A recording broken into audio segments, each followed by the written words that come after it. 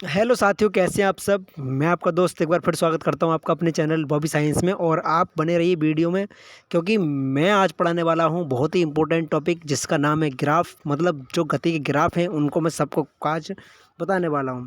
तो बने रहिए हमारे साथ। आज हम पूरी की पूरी टोटल वीडियो ग्राफ पर आधारित बताने वाले हैं, जिसमें से हर साल आरआरसी ग्रुप डी में 2 से 3% जरूर देखने के लिए मिलते हैं। तो गति बहुत ही इंपॉर्टेंट टॉपिक हो जाता है परीक्षा की दृष्टि से, जहाँ पर भी वनडे एग्जाम पूछे जाते हैं। तो वनडे एग्जाम में जितने भी क्वेश्चन पूछे जाएंगे इस गति के चैप्टर से, वो आज मैं टोटल कवर करने वाला हूँ। तो वीडियो को लाइक कर दीजिए, शेयर कर दीजिए और चैनल को जरूर सब्सक्राइब कर दीजिए। तो बने रहिए वीडियो में अंत तक। आज हम जानेंगे ग्राफ के बारे में। तो बिना देरी के हम आज शुरू करते हैं वीडियो को। तो ग्राफ के बारे में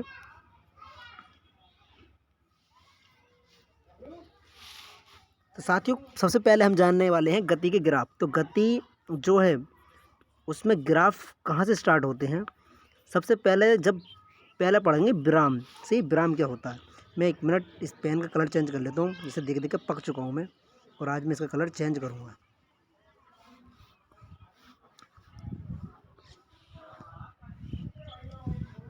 आज हम गति के ग्राफ के बारे में जानने वाले हैं। तो गति के ग्राफ सबसे पहले हम विराम का ग्राफ पढ़ेंगे बच्चा। विराम है ना, विराम का ग्राफ क्या हो सकता है। अगर कोई वस्तु रेस्ट में है, मतलब ठहरी हुई है, वो कहीं नहीं जा रही, सही है। तो देखिए, आप अपने ही पास में रखी बाल्टी को देखें। सही है, मैं आपको सजेस्ट कर रहा हूँ कि आप एक बाल्टी को देखें और उस बाल्टी को कम से कम हर 1 मिनट के बाद देखें। हर 1 मिनट के बाद, 1-1 मिनट के अंतराल पर देखें। तो मैं आपको आज बिल्कुल ही आपके ही दैनिक लाइफ से जुड़ी हुई बातें बताने वाला हूं, क्योंकि अगर हम विज्ञान को अपनी दैनिक लाइफ से जोड़कर पढ़ें तो उसमें बहुत इंटरेस्ट आता है। तो विज्ञान जो है सबसे फ़नी सब्जेक्ट लगता है मुझे पढ़ने के लिए, क्योंकि विज्ञान मेरा पसंदीदा सब्जेक्ट है, इसलिए मैंने यूट्यूब पर इसकी शुरुआत करी है। तो मैं विज्ञान को आपकी दैनिक लाइफ में ढाल कर दिखाने वाला हूँ कि विज्ञान कैसे जाने। ठीक है, तो आप आपके पास में रखी बाल्टी को देखें और बहुत देर तक इसको देखते रहें। हर 1-1 मिनट के अंतराल पर देखें। ये मान लीजिए आपकी बाल्टी इस जगह पर रखी है। ये बाल्टी आपकी इस जगह पर रखी है। ये बाल्टी आपने, या मान लीजिए भाई आप बार बार देख रहे हैं उस चीज़ के लिए, तो आप ये देखो, हमने 1 मिनट बोला था आपसे। 1 मिनट, 2 मिनट, 3 मिनट, इस तरह से हम समय को हम यहाँ ले लेंगे। और हर ग्राफ के अंदर समय हमें नीचे ही लिखना है। ये कौन से एक्स है, वो एक्सिस है। ये एक्स एक्सिस होता है, बोले तो एक्स अक्ष होता है। और ये वाला अक्ष की बात करें तो ये वाई अक्ष होता है। और मैं आपको बता रहा हूँ इस बाल्टी के बारे में। देखते रहें इस बाल्टी को। देखो, ये बाल्टी आपके सामने चित्र में ये रखी भी है। मैं 1 मिनट पहले देखा तब भी ये बाल्टी इसी जगह पर रखी थी। 2 मिनट बाद देखा तब भी ये बाल्टी इसी जगह रखी थी। 3 मिनट बाद देखा तब भी ये बाल्टी, मतलब ये मान लो मेरे पास से, मैं यहाँ बैठा हूँ, मेरा रेफरेंस पॉइंट ये है, यहाँ से ये 1 मीटर दूर है। ठीक है, ये बाल्टी मैंने मान ली कि जहाँ मैं बैठा हूँ या तुम बैठे हो, उससे तुम्हारी बाल्टी कितनी दूरी पर है। 5 मीटर, 2 मीटर, 3 मीटर, कितनी भी दूरी पर हो तुम जानो। ठीक है, मैंने तो मान लिया कि मुझसे बाल्टी केवल 1 मीटर की दूरी पर है। तो 3 मिनट बाद देखा मैं, फिर 4 मिनट बाद देखा। ठीक है, इस तरह से मैं इसमें लिख लूँगा। मान लीजिए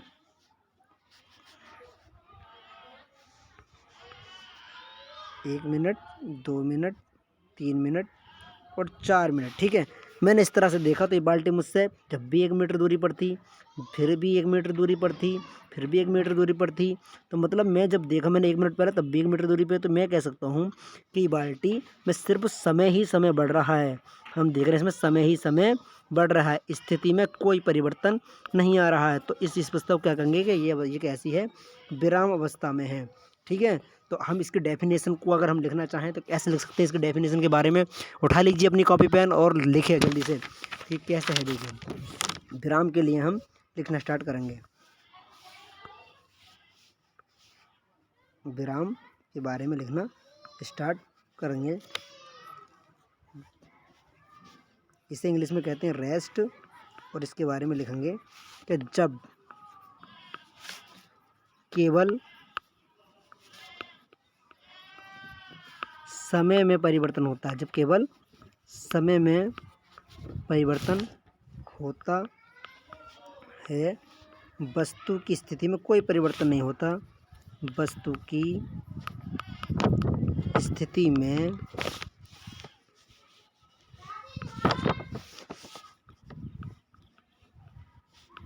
कोई परिवर्तन नहीं होता, कोई परिवर्तन नहीं होता, तब हम क्या कह सकते हैं? तब हम कह सकते हैं कि वस्तु किस अवस्था में है? वो वस्तु अपनी विराम अवस्था में बनी हुई है। तो मैंने आपको ग्राफ भी बता दिया था। और आगे हम जानना चाहें तो ग्राफ किस प्रकार का होता है इसका, तो ये आप देख सकते हैं इस तरह से, कुछ इस तरह से। मान लीजिए इस समय है, इस एक्स एक्सिस पे समय को लेते हैं और वाई एक्सिस पे हम किसे लेते हैं? स्थिति के लिए लेते हैं। ठीक है, स्थिति वो किस जगह पर रखी है। तो ये मान लो इसका ग्राफ हमेशा ऐसा मिलता है, सीधी रेखा कड़ी हुई। ठीक है, अगर आपको किसी भी ग्राफ में एक सीधी रेखा कड़ी हुई मिल जाए तो हम कह सकते हैं वो ग्राफ किस चीज़ का है?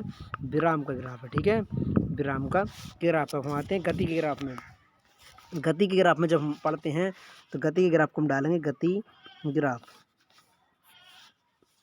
हम कब कहेंगे कि ये वस्तु गति कर रही है? ये देखिए कि मान लीजिए हमारे पास कोई साइकिल है। क्या है? साइकिल है हमारे पास। और ये साइकिल, ये मान लीजिए इस तरह के इसके पहिए कुछ तरह के बने हुए है ना। हमने 1 मिनट पहले देखा, इसमें भी हम इस तरह से जानेंगे।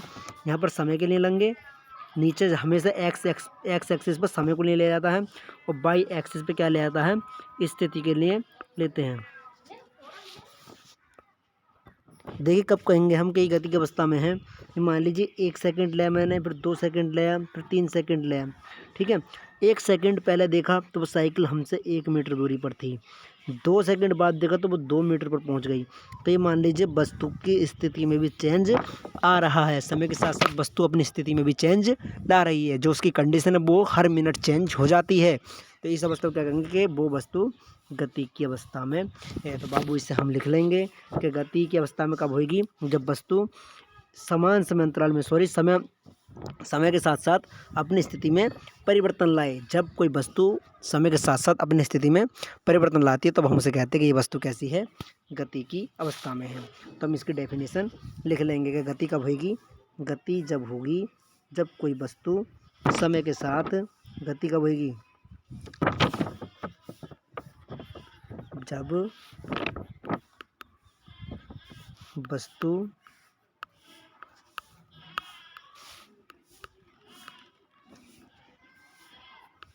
समय के साथ स्थिति में भी परिवर्तन लाती है, स्थिति में भी परिवर्तन लाती है, तब हम क्या कहते हैं उसे? कि ये गति की अवस्था में, ये गति की अवस्था में है। तो ये बात हम जान गए होंगे। तो गति के ग्राफ आप जानते होंगे। अब गति के ग्राफ जो हैं वो 2 प्रकार की गति करती है। देखो गति जो होती है वो 2 प्रकार की होती है। एक होती है भाई एक समान गति, एक समान गति, और एक होती है असमान गति, असमान गति। अब आप कल्पना कीजिए एक समान गति कब होगी और असमान गति कब होगी। ये मान लीजिए आप बाइक पर बैठे हैं, किस पर बैठे हैं? बाइक बोले तो आप मोटरसाइकिल पर बैठे हैं और मोटरसाइकिल चल रही है। मान लो आपका साथी 40 किलोमीटर प्रति घंटे की रफ्तार से गाड़ी को दौड़ा रहा है। आपने 1 मिनट पहले देखा तब भी 40 किलोमीटर प्रति घंटा दौड़ रही थी। 2 मिनट पहले बाद देखा तब भी वो 40 किलोमीटर प्रति घंटा दौड़ रही थी। तो हम इस अवस्था में क्या कहते हैं? गाड़ी एक समान गति कर रही है। कैसी कर रही है? एक समान गति कर रही है। अगर आप असमान गति की कल्पना कर लीजिए, 1 मिनट पहले देखा था तब वो 40 की जो स्पीड से दौड़ रही थी। 1 मिनट बाद आपके साथी को थोड़ा गुस्सा आता है, वो बोला थोड़ी रेस और खोलता हूँ मैं। उसने गाड़ी को दौड़ा है 50 किलोमीटर प्रति घंटे की रफ्तार से। तो आप क्या कहेंगे कि बस कि जो गाड़ी है, जो मोटरसाइकिल है वो असमान गति कर रही है। पहले 40 से कर रही थी, 50 से कर रही है। तो आप क्या कहेंगे कि हर समय में इसकी स्पीड बढ़ जाती है, घट जाती है। ठीक है, तो हम इसके बारे में लिखना स्टार्ट करेंगे। एक समान गति, एक समान गति, और इसके बारे में हम लिखेंगे कि जब क्या होता है? जब कोई वस्तु समान समांतराल में, समान समांतराल में समान दूरी तय करती है तब वस्तु की गति कैसी बन जाती है भाई? एक समान गति। जो समान समांतराल में समान दूरी कवर करती है तब कैसी बन जाती है वस्तु की गति? एक समान गति कहलाती है। सही है, ये बात को लिख लेंगे। ठीक है, हम इसके अब ग्राफ की बात करते हैं। इसके ग्राफ की हम बात करते हैं तो कैसा बनेगा इसका ग्राफ, इसकी ग्राफ की हम बात करेंगे। तो कैसे बनेगा ये देखिए, एक समान गति का यहाँ पर हम डाल लेंगे एक समान गति ग्राफ, यहाँ पे लिख लेंगे हम किस ग्राफ की बात कर रहे हैं, एक समान गति, एक समान गति का ग्राफ है। सही है, तो इसमें क्या होएगा, इस तरह का एक चित्र बनाएंगे और इसमें हम यहाँ पर समय के लिए लिखेंगे। मैं बताता हुआ ला रहा हूँ आपके लिए। यह समय लिखेंगे, मान लो ये 1 है, ये 2 सेकंड है, यहाँ पर 3 हो जाते हैं, यहाँ पर 4 सेकंड है। ठीक है, यहाँ पे दूरी के लिए लिखेंगे, दूरी। सही है, तो यहाँ पे दूरी के लिए लिखेंगे तो यहाँ बन जाएगा, ये 1 मीटर थी, ये 2 मीटर थी, ये 3 मीटर थी। सही है। अब एक चीज़, आज मैंने एक क्वेश्चन को देखा था तो उसमें एक क्वेश्चन इस तरह से पूछा गया था, आप भी देखेंगे तो ये मैं लास्ट में इस क्वेश्चन को पूछूंगा, अभी मैं पूछने भी नहीं वाला कि लास्ट में पूछेंगे, और उसका मैं आंसर भी इसी वीडियो में बताने वाला हूँ। ठीक है, तो अभी नहीं पूछ रहा, मैं लास्ट में पूछूंगा, तो पढ़ाने के बाद तो मुझे भी इंटरेस्ट आएगा पूछने में। 2 और 3, ये मान लो 1 मिनट 1 सेकंड पहले हमने देखा था, ये सेकंड है सब, 1 सेकंड पहले हमने देखा तो क्या था, वस्तु 1 मीटर पर थी। 2 सेकंड बाद देखा तो वस्तु 2 मीटर पर पहुंच गई। 3 सेकंड बाद देखा तो वस्तु 3 मीटर पर पहुंच चुकी है। इनमें मैं अंतर निकालूं, इनके अंतर की बात करूं तो इसमें 1 सेकंड का अंतर है, यहाँ पर 1 सेकंड का अंतर है, और यहाँ पे 1 सेकंड का अंतर है। यहाँ पर देखेंगे तो 1 मीटर है, यहाँ पर 1 मीटर अंतर, देखो इनका अंतर निकालेंगे तो ये भी 1 मीटर का। तो हम क्या देख रहे हैं कि सारे के सारे तो दूरी बराबर तय कर रही है ये हर सेकंड में, मतलब जितना सेकंड लेती है उतनी दूरी बराबर तय कर लेती है। सही है, तो इस अवस्था में क्या होएगा, ये ग्राफ जो बनेगा वो एक समान गति का बनेगा। इस ग्राफ के लिए हमें ये प्रश्न में ऐसे देखने के लिए मिलता है। ठीक है, अगर आपके लिए ऐसे लिख कर आए तो ये किस प्रकार की गति है, एक समान गति का ग्राफ है ये। नेक्स्ट लिखेंगे भाई असमान गति, असमान गति। असमान गति कब होगी, जब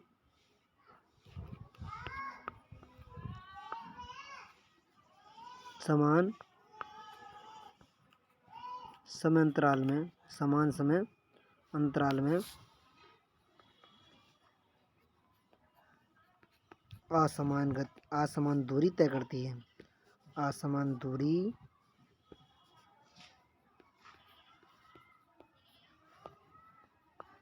तय करती है। ठीक है, मतलब टाइम का जो अंतर है वो समान होगा और दूरी का अंतर असमान होना चाहिए, तो वो क्या होता है, असमान गति का ग्राफ बनेगा। यहाँ लिख भी लेंगे असमान गति ग्राफ, और मैं चित्र बना के आपको समझा दे रहा हूँ। 1 2 3 4 ये सब टाइम है, और यहाँ हम जो लिखेंगे वो सब क्या बनने वाला है, यहाँ पर दूरियाँ हैं। दूरी मान लो एक मिनट पहले मैंने उसे देखा था तो वो 1 मीटर पर थी, अगले क्षण देखा तो वो कितने पर पहुँच गई, 4 पर पहुँच गई। सही है, या 1 मीटर है, 4 है, अंतर हम देखेंगे 3 का है, समय का अंतर देखेंगे तो 1 का है।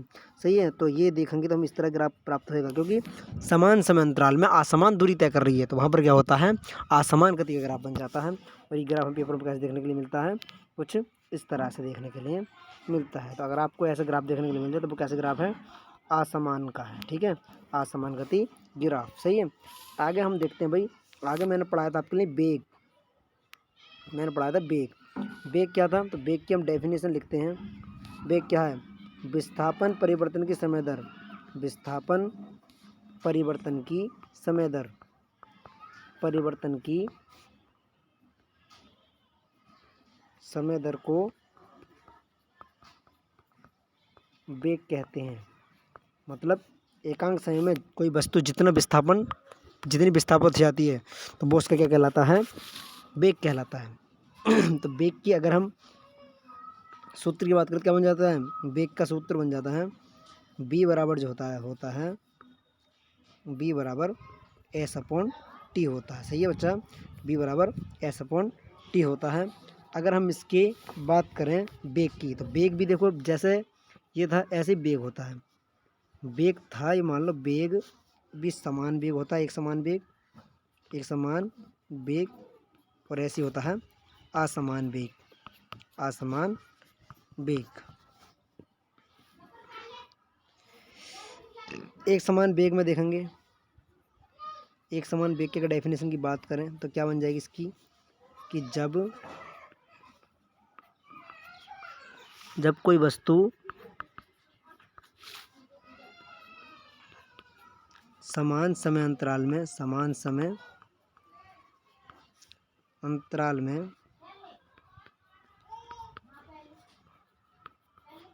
असमान दूरी तय करती है तब क्या कहलाती है वो एक समान वेग कहलाता है। उसका वेग कैसे बन जाता है, एक समान वेग होता है जब क्या होता है वस्तु समान समय अंतराल में समान विस्थापन है, दूरी की जगह क्या लिख लेंगे, विस्थापन लिखेंगे, समान विस्थापन तय करती है तब क्या बनती है वो एक समान वेग कहलाता है।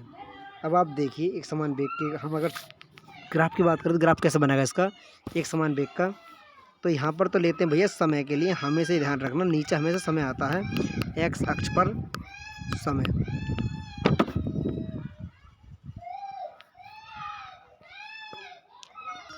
हम एक समान वेग के बारे में जान रहे थे। देखिए यहाँ पर क्या था, समय लेंगे यहाँ नीचे वाले जो एक्स अक्ष पर, और वाई अक्ष पर हमेशा क्या लेते हैं हम, वाई अक्ष पर विस्थापन के लेंगे, यहाँ लेंगे विस्थापन, बोले तो डिस्प्लेसमेंट, इसे ऐसे निरूपित करते हैं। अब देखो नेक्स्ट मैं आपको बताऊं कि यहाँ पर 1 2 3 4 ये मान लो सेकंड है, ये 1 सेकंड, ये 2 सेकंड है यार, यहाँ पर टी लिख दे रहा हूँ समय के लिए टी, ठीक है, ये मतलब जगह कम है इसमें, ये मैंने टी लिख दिया इसके लिए, सही है। यहाँ 1 सेकंड है, ये 2 सेकंड है, ये 3 सेकंड है, ये 4 सेकंड है, इस तरह चल रहे हैं, सही है। और इनमें जो है दूरी है वो कैसे कवर कर रहा है, समान विस्थापन हो रहा है। पहले 1 मीटर विस्थापित होती है, कोई वस्तु अपने स्थान से 1 मीटर विस्थापित होती है, फिर 2 मीटर, फिर 3 मीटर विस्थापित होती है, फिर 4 मीटर विस्थापित होती है। तो एक समान वेग में समान विस्थापन होएगा, ठीक है। तो इसमें देखेंगे आप क्या, जब मैं इसका अंतर निकालूंगा तो एक एक का आएगा, जैसे और में बताया था मैंने, सारे के सारे ऐसे ही होते हैं ग्राफ, कोई भारी नहीं होते हैं। अब मैं अगर इसका चित्र बनाकर दिखाऊँ तो इस तरह से अगर आपके लिए मिल जाए किस प्रकार ग्राफ है, यह मिल जाएगा आपके लिए विस्थापन, यहाँ लिखा मिलेगा आपके लिए विस्थापन, यहाँ लिखा मिलेगा समय, ठीक है। तो अगर इस तरह से आपको लिखा मिला तो किस प्रकार का ग्राफ है, एक समान वेग का, ठीक है, एक समान वेग का, क्योंकि अगर यहाँ विस्थापन है समय तो विस्थापन परिवर्तन हो रहा है, समय के घटना तो क्या हो रहा होगा, वेग है, वो चीज़ क्या है, वेग के बारे में जानकारी दे रखी है, ठीक है। ऐसे हम पढ़ेंगे असमान वेग के बारे में, असमान वेग के बारे में हम इसमें जानेंगे, असमान वेग, ठीक है, असमान वेग के बारे में जानेंगे। तो असमान वेग में क्या होता है, जब कोई वस्तु समान समय अंतराल में, जब कोई वस्तु समान समय अंतराल में असमान विस्थापित होती है, असमान विस्थापन तय करेगा, असमान विस्थापित हो, तब क्या होगा, उसमें असमान वेग होगा। अगर हम इसके ग्राफ की बात करें तो देखिए कि यहाँ पर 1 2 3 4 1 2 3 4, तो सभी 2 2 लग रहे हैं, 2 3 4, ये सेकंड दे रखे हैं इसमें, सही है। इतने सेकंड में क्या हो रहा है, एक वस्तु पहले 1 मीटर होगी विस्थापन, फिर 3 मीटर हो गया, फिर हमने देखा 7 मीटर हो गया, मतलब अलग अलग विस्थापन, समय समान है, 1 1 सेकंड का अंतर है, लेकिन विस्थापन में अलग अलग अंतर मिला है। तो इस प्रकार का ग्राफ क्या होगा, इस तरह का, मतलब इस तरह से अगर आपके लिए ग्राफ मिल जाए तो किस प्रकार ग्राफ है, असमान वेग का। लेकिन बात एक गौर रखनी है कि यहाँ पर क्या होगा, विस्थापन होना चाहिए, यहाँ पर समय होना चाहिए, तभी वो एक समान वेग का होगा। अगर यहाँ पर क्या है, दूरी होती है, ये समय होता है, दूरी बटे समय किसका है, चाल का होता है, ठीक है, क्योंकि वो चाल का होता है, समान चाल और असमान चाल का। आगे हम देखते हैं, देखो त्वरण, इसके बाद हम पढ़ते हैं त्वरण के बारे में, ये लास्ट ग्राफ है इसके बाद, सही है ना, ये लास्ट ही है। त्वरण के बारे में हम जानेंगे, तो त्वरण कैसे पढ़ेंगे, त्वरण होता क्या है, त्वरण कहते हैं इसके किसके लिए हैं, त्वरण क्या होता है, जब वेग परिवर्तन के समय दर, इसे कहते हैं वेग परिवर्तन के समय दर, वेग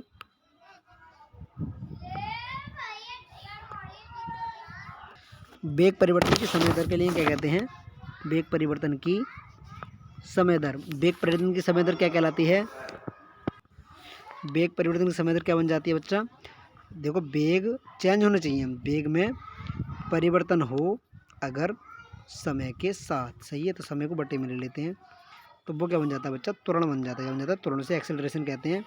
मतलब अगर आप जब क्या करते हैं, बाज़ार जाते हैं, कहाँ जाते हैं, बाज़ार जा रहे हैं और जा किस रहे हैं, मान लो अपनी साइकिल से। क्या आप साइकिल को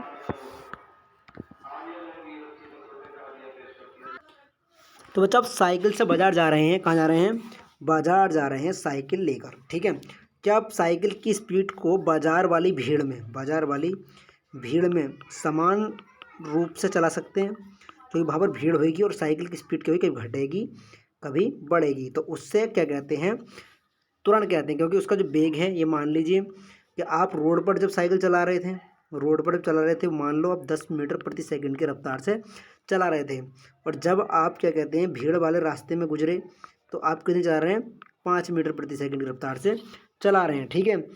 तो ये वेग में परिवर्तन हुआ है, यहाँ पर वेग में परिवर्तन हुआ, ये B1 और ये B2 जब ये चेंज हुआ है, तो इसी के चेंज के लिए मतलब B2 माइनस B1/T क्या बन जाता है, त्वरण बन जाता है। इसके लिए त्वरण कहते हैं। और यहाँ से एक समीकरण भी निकल कर आता है गति का, इस AT के लिए यहाँ पहुँचाने देंगे, तो AT बन जाएगा। और ये एक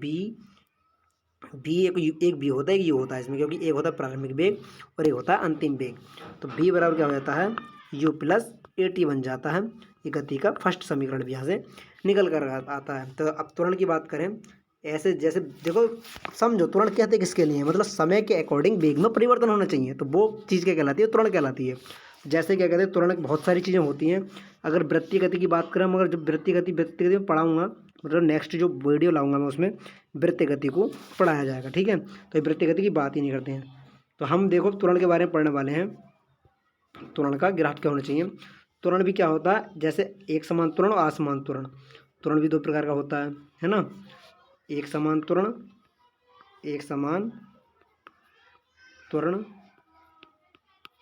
और असमान त्वरण। देखिए त्वरण की एक बात मैं और बता दूं आपके लिए। त्वरण क्या था कि मैं कल ये बताने भूल गया था कि त्वरण के बारे में हम बात करें। त्वरण देखो, जैसे क्या कहते हैं, वेग शून्य हो सकता है, धनात्मक भी हो सकता है, ऋणात्मक भी हो सकता है, ठीक है। ऐसे ही क्या होता है, त्वरण भी क्या हो सकता है कि ये शून्य भी हो सकता है, त्वरण धनात्मक भी हो सकता है और ऋणात्मक भी हो सकता है। अगर आपसे पूछे कि त्वरण धनात्मक हो सकता है तो हो सकता है, ऋणात्मक हो सकता है, ठीक है। क्योंकि धनात्मक, ऋणात्मक और शून्य तीन अवस्थाएं प्रदर्शित करता है ये भी, क्योंकि ये क्या है, वेग जो है, वेग विस्थापन वाली प्रॉपर्टी फॉलो करता है, और त्वरण जो है वेग वाली प्रॉपर्टी फॉलो करता है। तो विस्थापन, वेग और त्वरण, ये तीनों चीज़ों को आप याद रखें।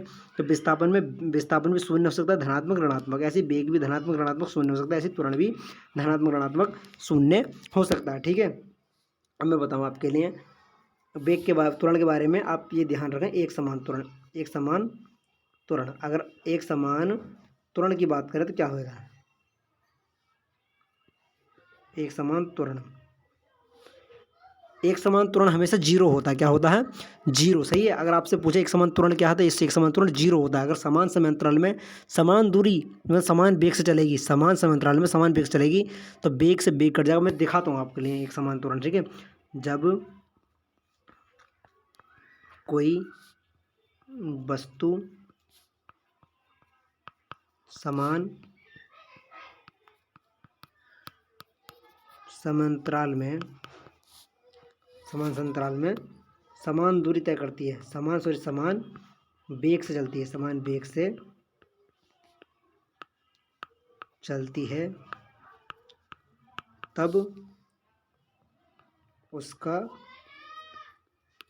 त्वरण कैसा हो जाता है, एक समान त्वरण। क्या होता है वो, एक समान त्वरण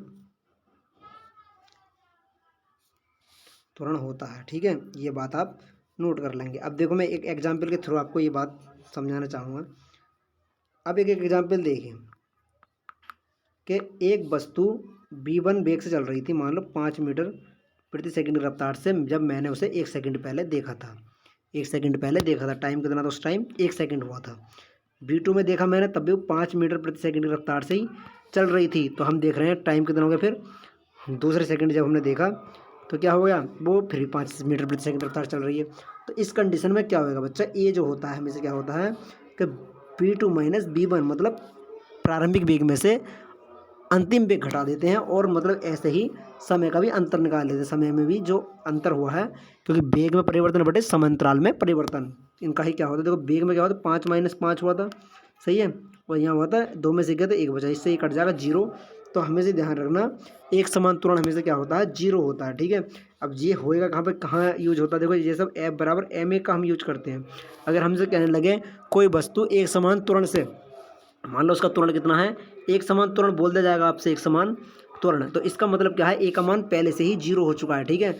और द्रव्यमान दे रखा होगा आपके लिए, द्रव्यमान दे रखा होगा आपके लिए, अगर आपके लिए द्रव्यमान दे रखा लगा 10 और 10 गुना 0 से करूँ तो उस पर लगने वाला बल कैसे होगा, वो भी 0 हो जाएगा, ठीक है। वो कोई बल नहीं लगा होगा उस टाइम इस पर, ठीक है। तो ये आप समझे इस बात के लिए। तो एक समान त्वरण की अगर हम ग्राफ की बात करें तो कैसा बन जाएगा, ये मान लीजिए यहाँ पर समय हो जाएगा और यहाँ पर वेग परिवर्तन, यहाँ पर हो जाएगा वेग परिवर्तन, ठीक है।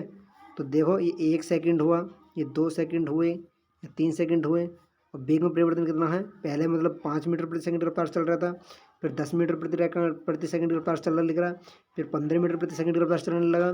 फिर इस तरह से जो हमें प्राप्त होने वाला होगा वो कैसा होगा, ये कैसा है, ये एक समान त्वरण है, एक समान त्वरण होगा, ठीक है, एक समान त्वरण कहलाएगा।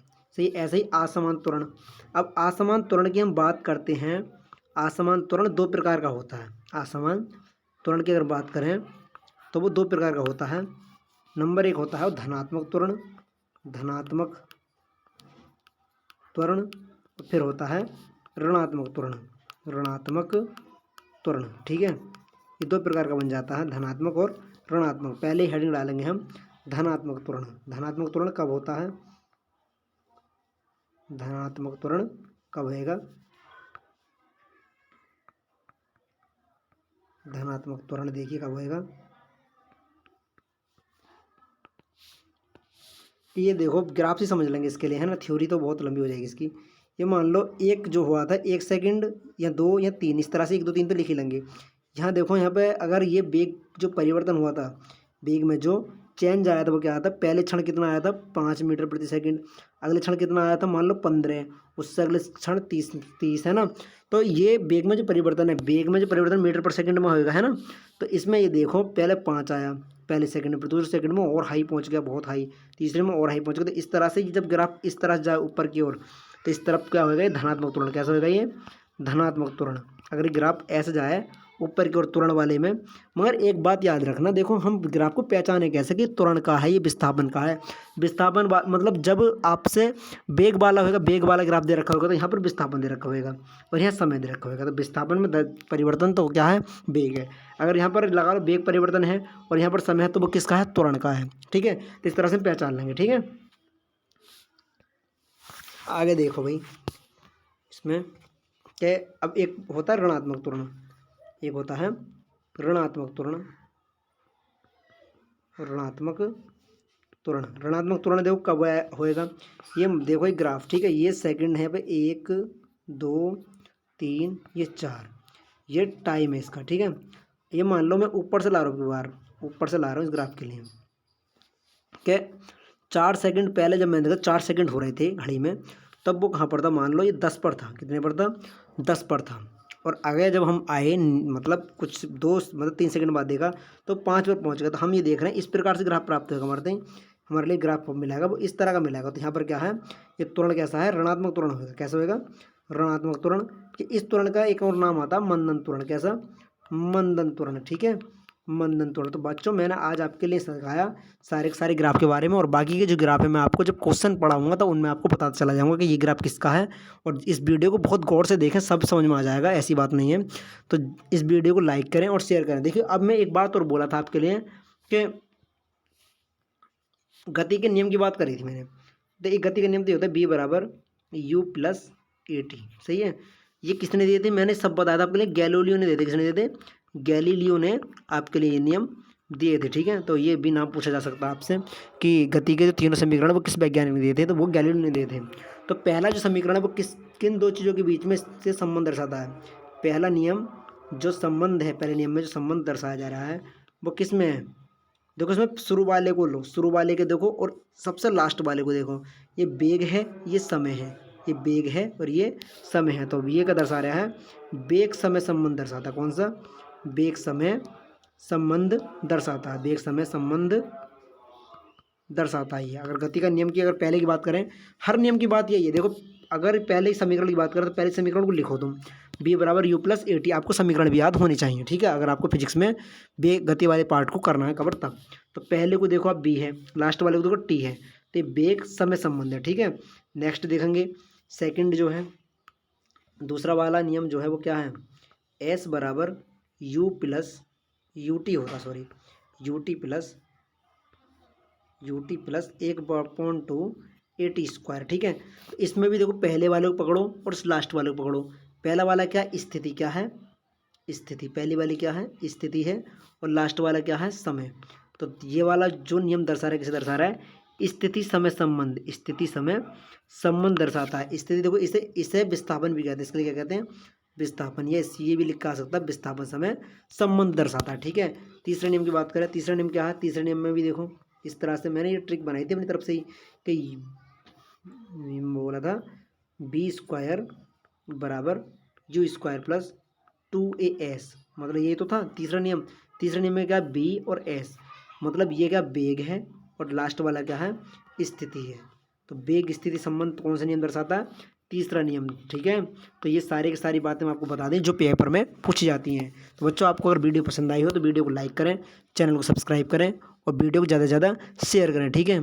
तो आज के लिए इतना ही काफ़ी है। कल मैं आपके लिए नई वीडियो लेकर आने वाला हूँ, उसमें वृत्तीय गति, असमान गति, मुक्त रूप से गिरते हुए पिंड में जो गति होती है, सही है, और लिफ्ट में जो भार होता है, लिफ्ट में जो वेट होता है, लिफ्ट ऊपर जाती है तब कैसा होता है, नीचे की ओर आती है तो भार में कितनी गिरावटें आती हैं। तो ये सारी पे मैं ये वीडियो नेक्स्ट जो है लेके आने वाला हूँ।